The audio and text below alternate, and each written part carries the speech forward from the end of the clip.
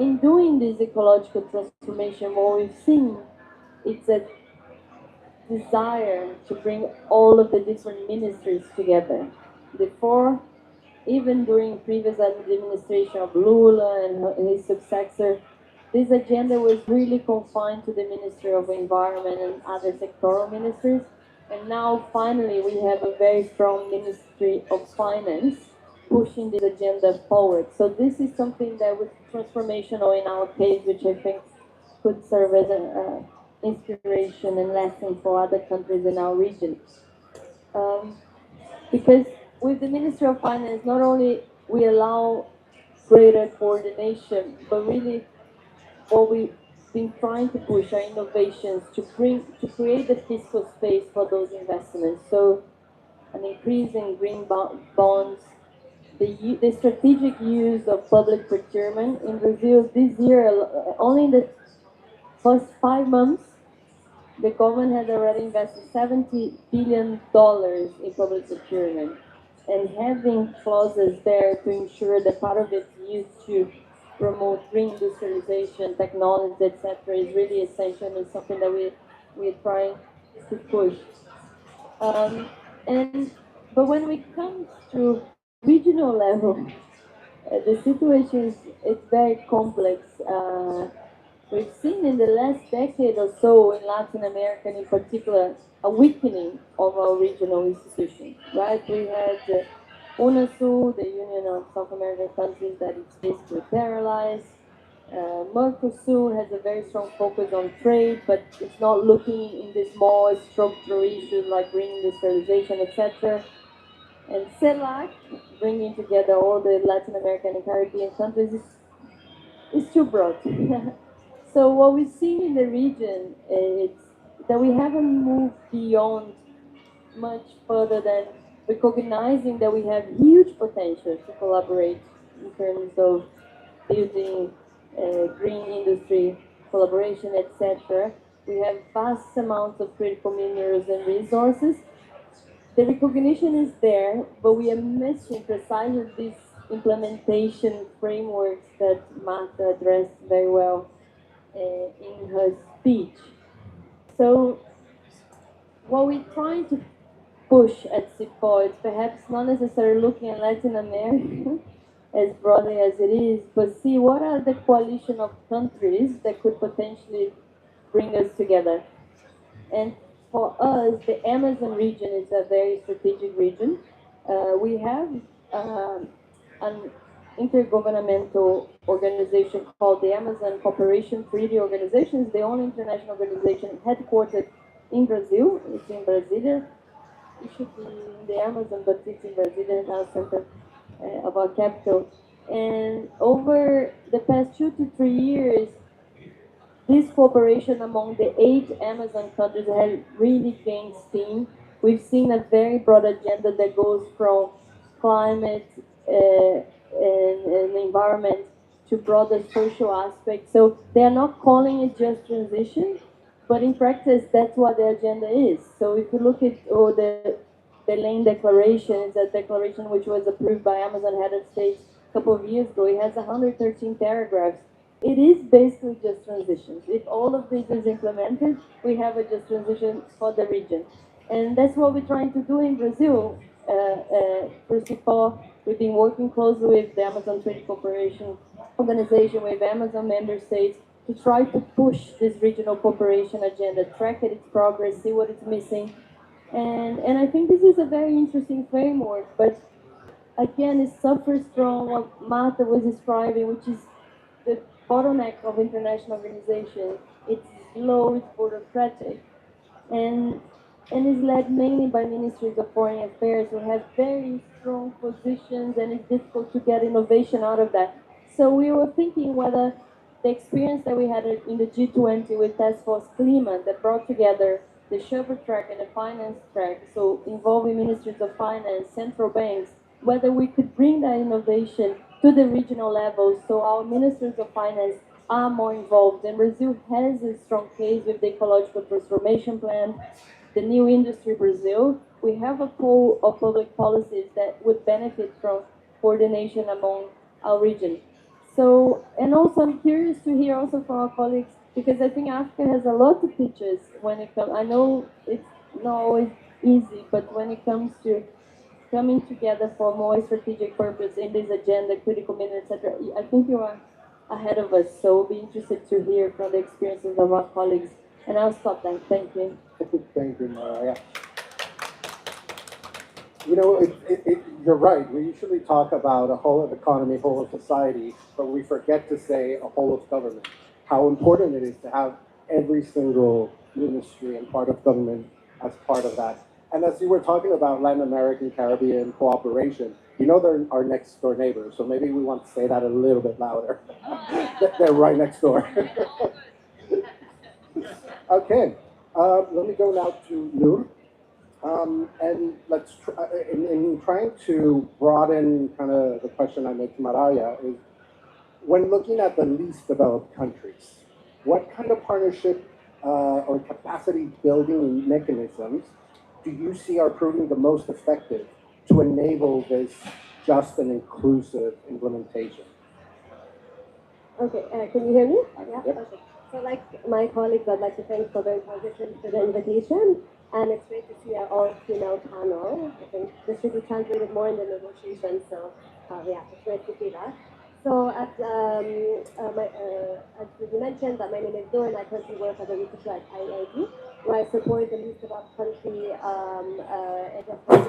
developed countries group in just transition, but I also support capacity building activities where we train obviously early career negotiators. And I'm going to zoom out and from the regional and I guess international and talk about more the experience and the perspectives of least developed countries in the UNFCCC processes and in the negotiations of the transition so far. So I know some of you might not be familiar with the work program, and I'm just going to give a brief overview since we're talking about the transition pathway. So No, sorry, if you could just can you keep hear me? your- Oh yeah, maybe like this. Okay, so the Keep it here. Okay, so the item of the transition, the agenda item is relatively new in the process, even though it's been discussed in under other items, and it's gained a lot of momentum and traction, and now become one of the COP30's priorities for the presidency. Over the past decade, I guess the concept has evolved beyond the more labor workforce issues and has taken this more socio-economic, approach and dimensions, and we see it broadening into a whole society approach. So it's been discussing issues of adaptation, climate resilience, energy, social protection systems, solidarity systems. Yeah, we've really come a long way, and I think it's sometimes, I know, negotiation things are often, it seems like there's been no progress, but we've come a long way. And so at COP27, the parties established the transition work program. It was operationalized at COP28. And during SP60, so this is negotiations and so on, and COP29, it was more about refining the work program modalities and its objectives and structure. At COP29, there was no decision, but recently at SP62, this is where parties started to discuss more, like a bit more practical elements like this institutional arrangements, which we see now a lot of noise coming out of the civil society on the Balama Action Mechanism, which you've probably heard. And this is kind of similar to what was happening with loss and damage, because we know that it started with this kind of like a momentum, and now they have a kind of a structure in place or a fund. So yeah, we've come a long way. And like my colleague said, I mean, as countries move to transition to low carbon economies, it's important to have this like whole of society approach and this comprehensive approach, and also take into perspective the needs and gaps and capacity of the least developed countries. So defining just transition has been difficult because it means different things to different people. And for LGC, adopting a whole society and whole of economy approach is very important. So this means moving away from a purely sectoral lens to a more comprehensive, social economic understanding, looking at poverty eradication, sustainable development, and yeah, it must be responsive to the unique needs and context of the developing countries, but more specifically these developed countries. And we can't talk, about the whole society approach and the whole economy approach, where economies and societies look different in these developed countries. And the structurally inequities, the economies are different. So how do we reflect that, that let's say the Pro program takes into account these realities on the ground? And I know we've been talking about implementation, but in the discussion so far in the negotiations, we are really far away from this. And so for LDCs, solutions need to be context specific and in terms of uplifting their economies. So, and why I'm saying this matters is because, for example, the current narrative in certain discussions are that there's an implicit emphasis or kind of a pressure on moving away from fossil fuels towards like low carbon economies. And for like LDCs, many of the this is less relevant because many of the economies rely on many of the countries rely on traditional forms of energy, biomass, and hydropower. So they don't have the same they don't have fossil fuel infrastructures like more advanced economies. So this narrative you see often come up, and it's good to be it's important to be mindful. I mean, to just take this into account. Another thing is that, for example, for LDCs, the transition is more from access to energy sufficiency. So this is something that's also very important. I mean, an issue that's also very important for least developed countries. And just building clean energy systems, building clean economies, meeting basic development needs, jobs, health, education. And this is something that I know might sound very like surface, but this is something unfortunately that needs constantly repeated in negotiations. And it's very easy for the conversation to get sidetracked, to be dominated by more advanced economies. So it's always good to bring this back into perspective. Yeah, so while for advanced economies it's more decarbonizing high emission systems, for at least developed countries, like expanding energy access is as simple as that. Is something that and meeting development needs is an important priority. And obviously, all this can't be done without implementation, capacity building, finance, technology transfer, and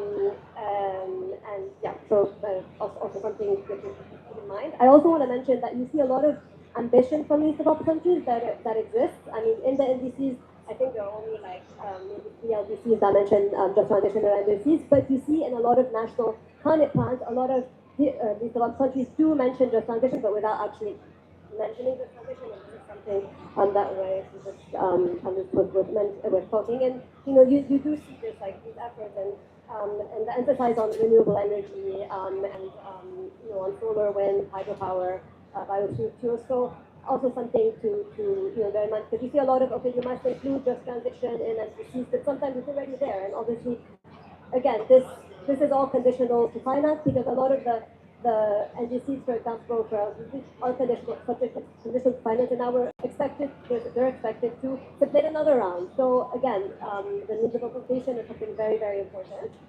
And I think, yeah, I'll stop here. I mean, if you have any questions. Oh, we'll go to questions. Thank you. Thank you so much.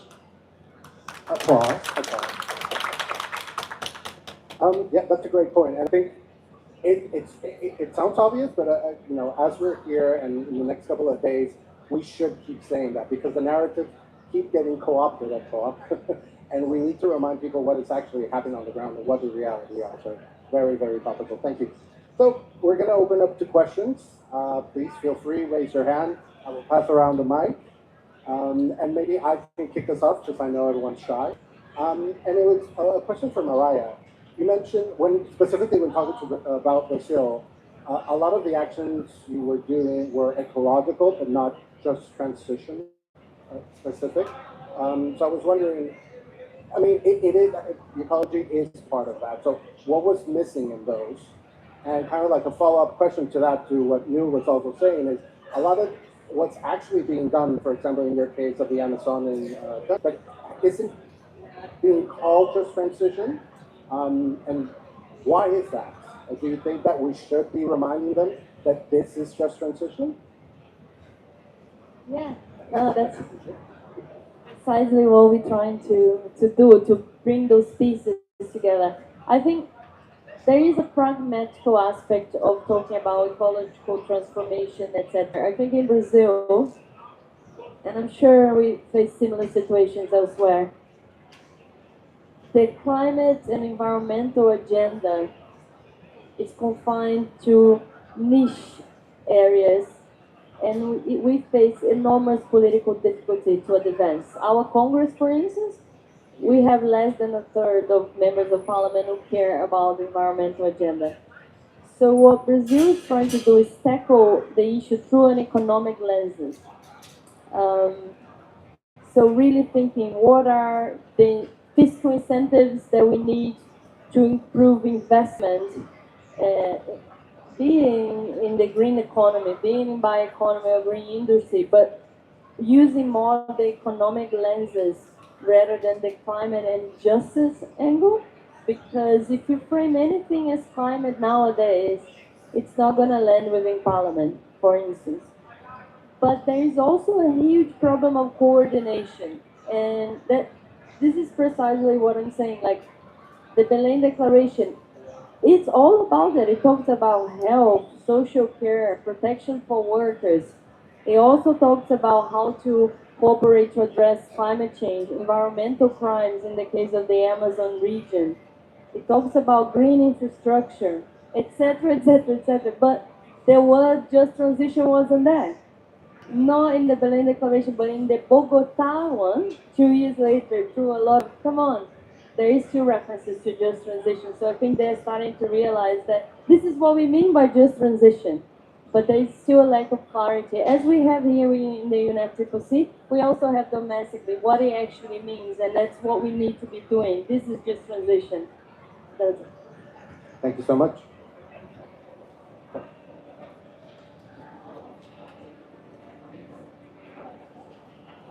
Okay. Okay, so I have a question. It's inspired by Mayara, but it's actually for the two of you. So, um, if we have this kind of very high level engagement that, as you mentioned, it's highly politicized, and people are really stuck in their positions. And I love that you think that Africa is better at this than Latin America. But we can discuss that maybe after over a drink. So, I think it's difficult everywhere, but like, given that you're now working with the least developed countries, and given that, Marta, you're also here providing support to the French government, and this is a really important role that IDRI plays as well. How do we get? We can't necessarily change that, but can we work in parallel in smaller ways that can work alongside or underneath or top of around the politics, where we can still actually do real things together. And especially when in the climate that we're in now, I mean, working in the G20, it's like the world of difference between last year and this year, very, very fragmented. Spaces like the OECD, they're not allowed to use the phrase just transition anymore. So this is, yeah, so that's what I. Yeah, no, thank you for this question. I think, I mean, I know, like, the negotiations is one thing, and then there are like bilateral relationships between the different countries and parties with their counterparts, let's say, and this is happening in parallel. I mean, just when you have the negotiations happening, you have these countries making deals with other countries in parallel. I think in the negotiations, like you said, it's very political. It's political to the highest level, that it all depends, for example, on the presidency. Because now, just transition is a priority for Brazil. But next year, it might not be a priority for Australia, or the year after. So this is how, at this level, and then it depends if it's going to be taken as a package. It depends if it's, there's going to be a decision. All because of the moderation that the presidency has, and even the ministries and the governments. I mean, they also play a role, because at the end they're the ones behind closed doors making those decisions. So I think it's very hard, I guess, in negotiations. I think it's important for everyone to have ambition. It's important for everyone to come in with the mindset that we want a decision, and even if it's not going to include very specific implementation or aspects, even something as high level or something that everyone can agree on is already a start. And then it will take time. I mean, again, like the loss and damage, that took 10 years for just transition. I know that we have this society putting a lot of pressure, but again, we have to think about like our counterparts, how do we navigate that in the negotiation space, and it's very difficult. But I think on a more domestic or national, I think a lot of the countries are already maybe work with other countries. You have countries, yeah, and also a lot of countries are also. I know the EU has their just transition mechanism, so there's a lot of reference to how can we take how can we replicate that and whatnot. So there you see a lot of room for areas of collaboration, but at the end of the day, it's very political and it's gets taken kind of out of our hands. So yeah, but Thanks. Thanks, Laura, for the question. I mean, I do also think, I'm just going to share a bit. We've been working a lot on the EU-China collaboration and how they could do, and indeed, because now for both it's an economic agenda, it's not an environmental agenda, no, at least at the highest level. There is more competition, and I think that I would say it's the same everywhere. It has a positive thing, which is we are moving forward. Like we are doing. There is a whole revolution, like discussion on how to rearrange all those value chains, and we're doing it not just because of justice, but also from like from an IPCC perspective. I mean, this is not just a or CVDR or justice. If we don't collaborate and if we don't rearrange all these value chains and how we consume, we produce, and know which resources we, like how do we move them around, etc. It's not possible to get to 1.5. So there is an imperative to collaborate, and I think that this is in the mind of everyone. So even if we cannot call it, like climate, because politically within this economic agenda that is today. And that means that most of the relations or the partnerships or the collaborations are much more transactional, right? Much more interest driven. That you really need to like understand, well, what is the interest for me, like is it, and what is the right framing, whether it's competitiveness or security of the supply chain or whatever. But I think that collaboration will continue and will be strengthened, but with this nature, no, with this more transactional and self-interested nature, which then leaves us, and I think important for LDCs, but many others, like okay, where do we have the space to like I also want to be part of the discussion. What is for me? I also want to be in the discussion in that value chain. I also have something to bring. So that there is no space that is guaranteed for everyone to have a voice in this rearrangement, and it's going very fast. I think that's also the finding over the last 2 or 3 years. We were like, are we moving fast enough? Yeah, it's moving very fast, but suddenly it's few players. No, I mean I wouldn't say like the huge size, etc. But no, we were hoping to be on board. It's not happening. It's not happening.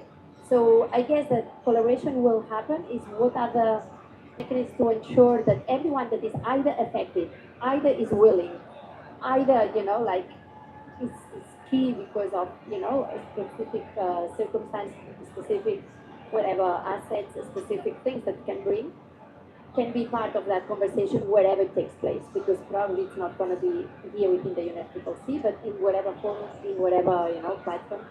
And those mechanisms to ensure that those people are brought into the table, I think it's what is most critical now, and at least we feel we should do the efforts where we should do that.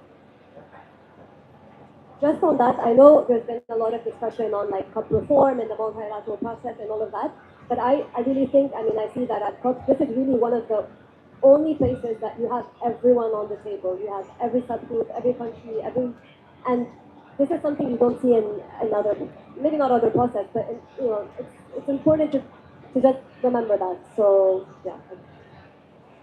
Please. And on top of No, that, and I know, but no, because on the just transitions definition, and Mayara was saying, we have these global dialogues. No country, or very few countries, really like the framing of just transitions, no? And I remember, like in India, I think 3 years ago, maybe but it was like just transition, such a negative thing, no? And was also saying, no, it's all about the bad thing out, but where the good things come in, and etc.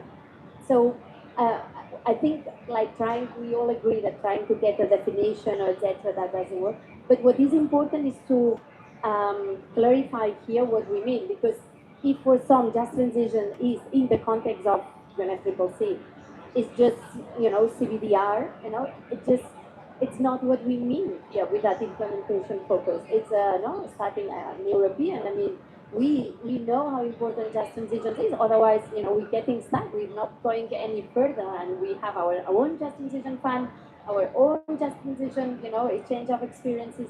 So it's something that matters for everyone, and whatever you need, it's not an add-on or qualifier of the implementation. Is what you need to do to make sure that implementation will be sustainable over time. Okay, thank you so much. Another question over here. Thank you. This is Jodahi. I'm from Ethiopia. I'm very delighted for hearing this panel. I just wanted to highlight maybe some of the side we usually forget, which are usually the people. When we're speaking about the juggernauts, the economies, we sometimes forget the people are also facing the just transition issues. And in your expertise, how are we able to integrate the problems that are happening on the ground? How can we bring in more actors? You said that everyone is involved. To what capacity? I believe that us understanding the science, us understanding the technology, maybe are available and engaging in these processes. But I do not believe that all of us are on the table. So how are we, supporting such transitions? How are we bringing in more conversation into the just transition? Is also a very important thing that I really want to highlight. And I think you could also highlight on the finance gap that we're facing regarding just transition. So to just throw back to your engagement is something I want to back. You want to take it first? No, thank you. Thank you for your question. On the people side, yeah, there is a huge disconnect with what we're talking about here and people. And the COP30 presidency tried, well, it's one of the three priorities, right? One of the priorities is strengthening multilateralism, second, to people's lives. I'm hugely convinced that you're